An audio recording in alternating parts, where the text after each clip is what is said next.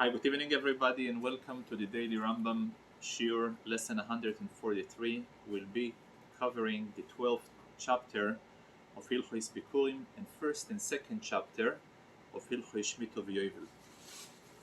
The first chapter in the daily Rambam deals about the mitzvah of Peter Chamoyer, the first-born donkey. Out of all non-kosher animals, they are the only one where the holiness of Bechoyer is applicable to them for a few reasons. Reason number one that is given, since they were a very essential transportation tool for the Jews when they left Egypt. In fact, our sages in the Talmud, they are saying the following question: Manishtanu pitri chamoirim mipitri susim ugmalim. Why the donkey firstborn, they were privileged more than the firstborn of horses or camels? And they gave reason number one, Gzeras HaKosov.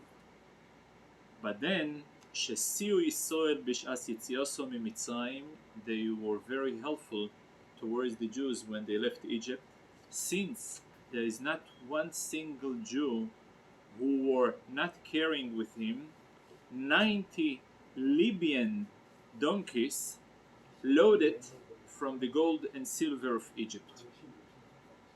So as an act of appreciation, act of acknowledgement and hakoras hatoiv, for that reason, out of all animals, non-kosher animals, the donkey was the one who was chosen to do the important mitzvah of pidyon, redemption of Peter Chamoyer.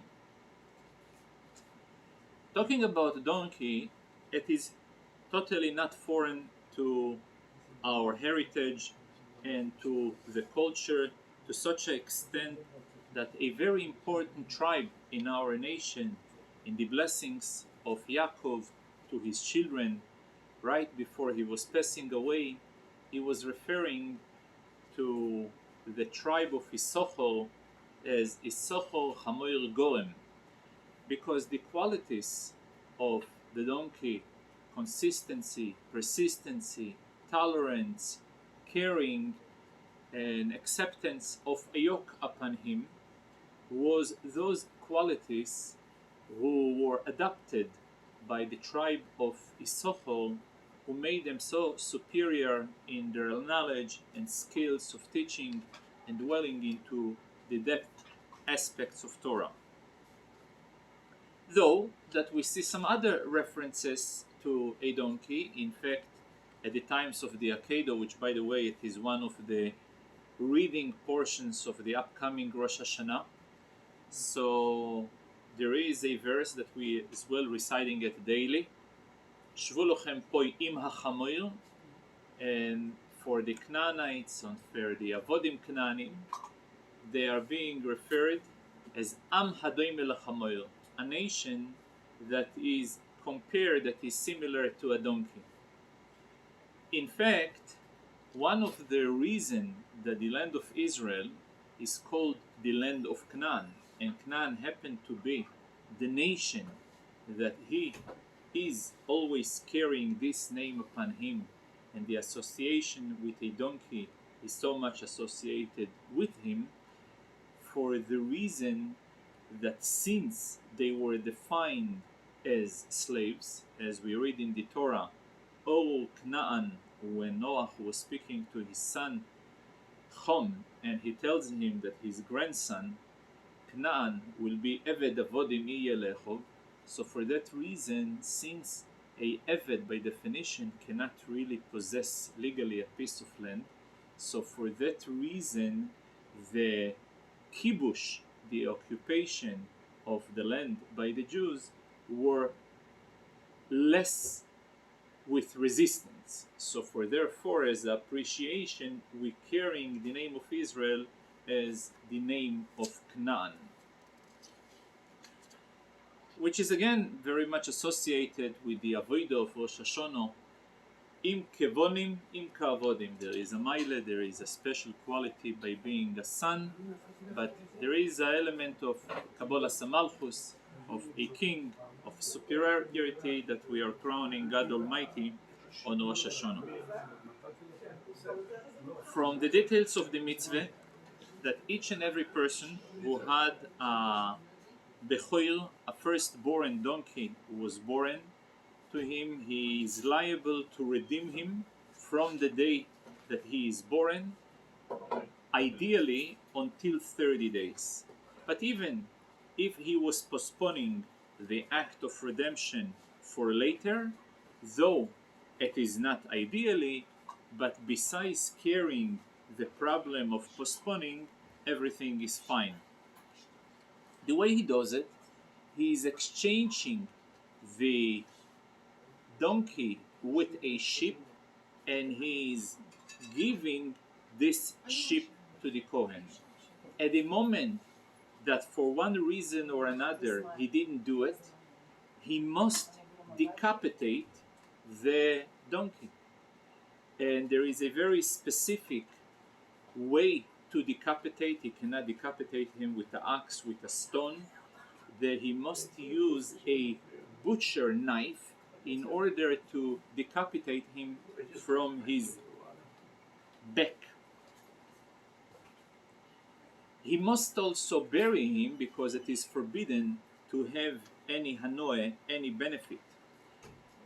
If he doesn't have a sheep to redeem the donkey with, so he must give to the Kohen the value of the donkey. However, there is always a minimum amount that must be given, should not be any less than 3 zuzim. Kohanim and Levim who were possessing a donkey themselves, they are exempt from the mitzvah of redeeming their donkey with a sheep. The reason? Because the Torah compared the process of redemption of a son to a redemption of a donkey. Same way as a person who is a Kohen, he is exempt from redeeming his firstborn son. For that reason, they will be exempt as well from redeeming their donkey. In situations of doubt, for example, a non-Jew who converted, and it is not clear whether he got a firstborn donkey before the conversion and therefore it will be exempt, or after the conversion and therefore he will be liable. So like in any situation of a doubt, I will apply the rule Hamoitzi mechaveroi olovoraye, which means the burden of proof is upon the individual who claims, and until he is able to provide any proof, it will remain in the possession of the owner and the Kohen won't be able to benefit. Another example of a doubtful scenario, when a person has 2 donkeys who gave birth each and every one to a twin, and the twin consists of a male and a female, but it's not clear who was born first, whether the male or whether the female. So in case that this doubt is basically in front of us, so again he will be exempt from giving to redeeming the donkey to the Kohen, since it is a suffix. And as we said, in any case of a suffix, I will apply the status quo and the Kohen won't be able to claim it. If an individual, for one reason or another, he has separated or redeemed sheep in exchange of the firstborn donkeys, he must view those sheep as chulin, and therefore they will be liable for meiser beheimo. As we said, that a tenth of the animals, of the kosher animals a person possesses, he must give to the Kohen. He must give it to meiser beheimo, as we said, at a similar procedure where he takes it with him to Jerusalem and he brings it as a korban and he will benefit from the meat. So this meiser beheimo is applicable only to chulin, things that they are not holy. So for that reason, as we said, if a person for one reason or another in a situation of a sofek peter chamoyer, he redeemed on those ships, they don't have any sense of kedusha in them. The second chapter of today's Rambam covers the concept of Shemita. We read in the Torah towards the end of Chumash Vayikra, God Almighty says, Ki sovoyu el ha'oretz, when you gonna reach the land of Israel, veshov so ha'oretz, and the land will rest, Shabbos Lashem, a rest for God Almighty. And the Torah starts, Sheish shonim tizra sodecho, you should plant the land for 6 years, and in the 7 years you should rest. And the Rebbe, in different occasions, was raising the question about the text where the Torah tells you, you come to the land and the land will rest. Shabbos, a rest for God Almighty. In reality, wouldn't it be the opposite? How can the land rest when initially they didn't work? How you can rest before you actually worked? And he explains that the idea of a rest is not only when there is an element of tiredness. The idea of a rest represents a more spiritual, more godly of a mental state. When a person is in a spiritual state, it is being referred to as a state of rest. So God Almighty tells you, when you entering Israel, you should adjust yourself in the right state of Shabbos Lashem, Shabbos for God Almighty. That way you will bring in the godliness, the spirit of Shabbos, into the daily activities of plowing, planting, and so on. The preparation of these days is a Rosh Hashanah. This year there is something very special, that the beginning of the year starts on a Shabbos. Rosh Hashanah shechol yois b'Shabbos. The teaching where what we can take from such a kvius where Rosh Hashanah starts on a Shabbos is to establish the entire year on the mode, on the spirit of Shabbos. A Shabbos dikeyor, a year that is Shabbos dik. So we see that the idea being echoed in the actual text in the Torah that covers initially the concept of Shemita. Now, biblically, a person is forbidden to do only 2 activities.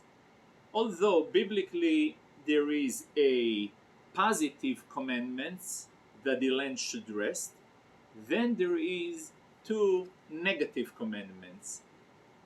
You should not plant your field, and you should not chop your wheat and the grapes.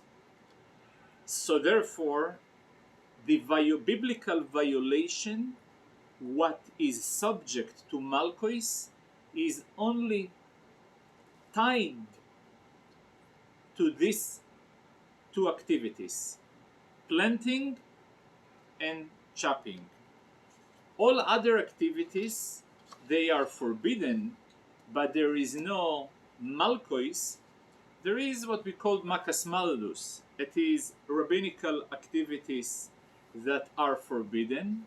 For that reason, they are being modified and adjusted under certain conditions.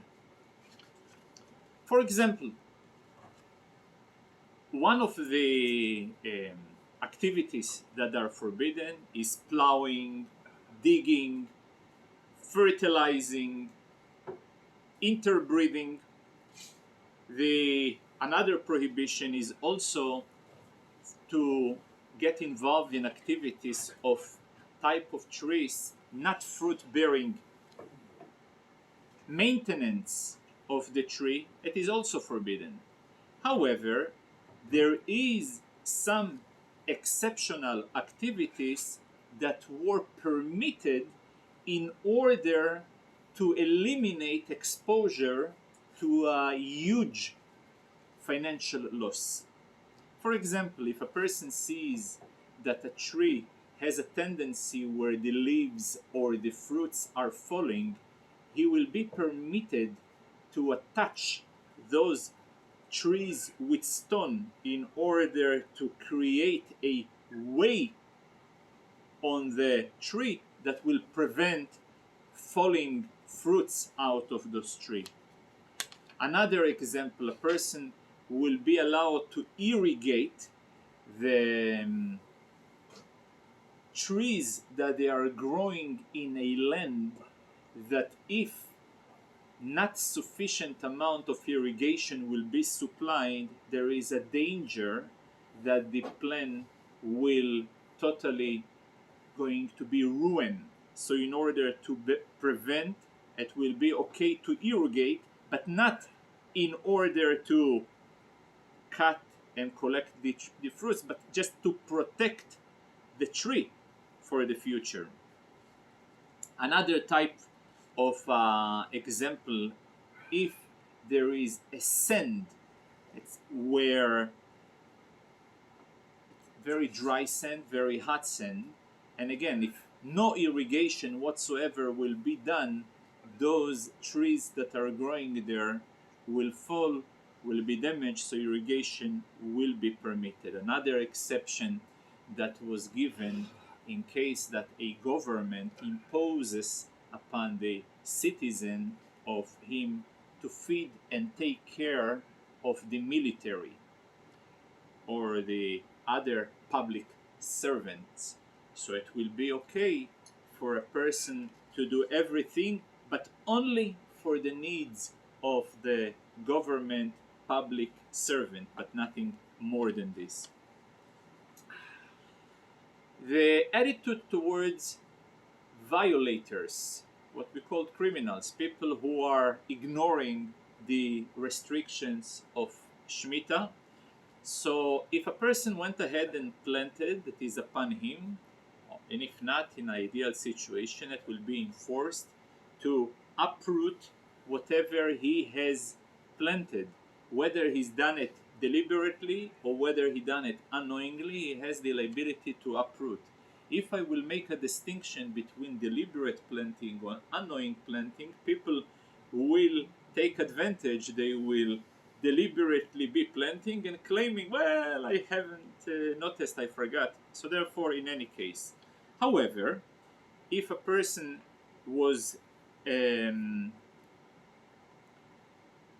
only plowing, he was plowing, so I'm imposing upon him also a penalty. He is not allowed to plant in the land that he plowed.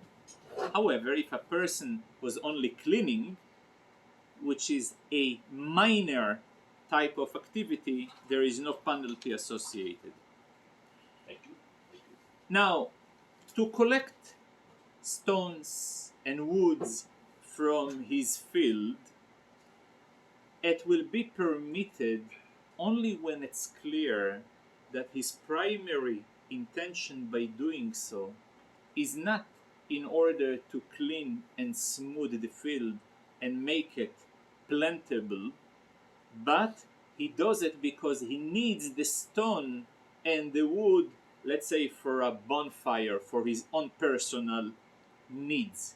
And the way to indicate that that's indeed his intention, when a person, for example, takes only the heavy type of stone and still leaves the thin and other dirty stuff over there, which makes the point that he's not there to take care of the field, but he's only collecting the woods for his own personal need.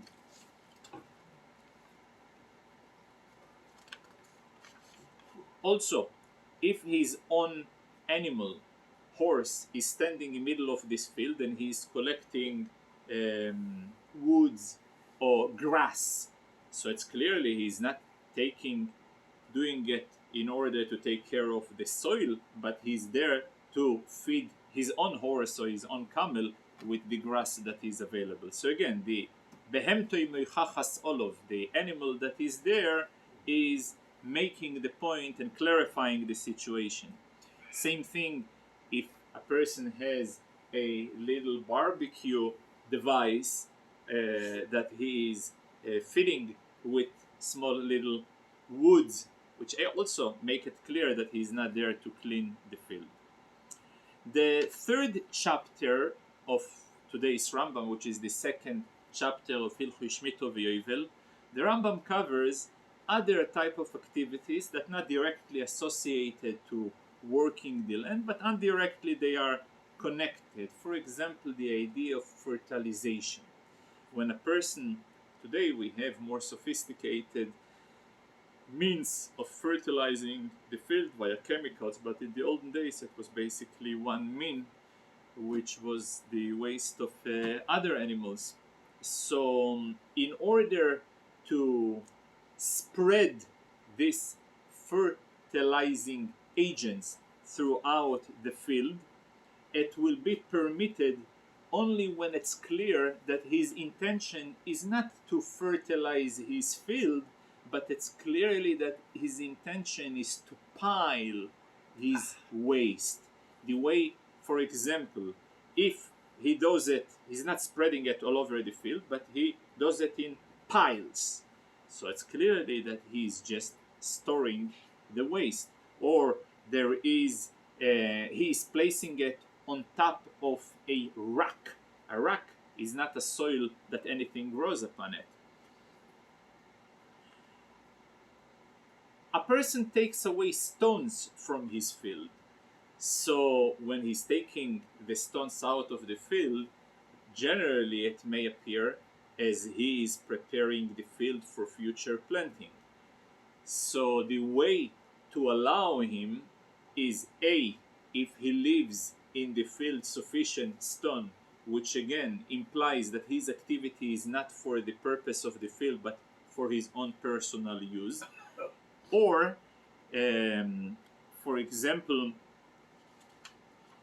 when he is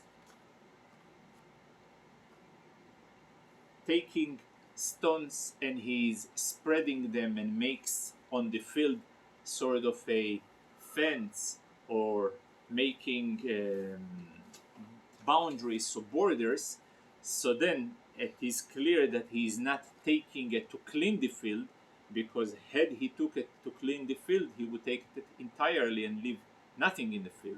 So as long as he leaves a decent portion of the stones in the field, such an activity will be allowed. So that was basically a summary of today's 3 prokim. I want to wish you again a ksiva v'chasim toivo, a good gebench. Thank you.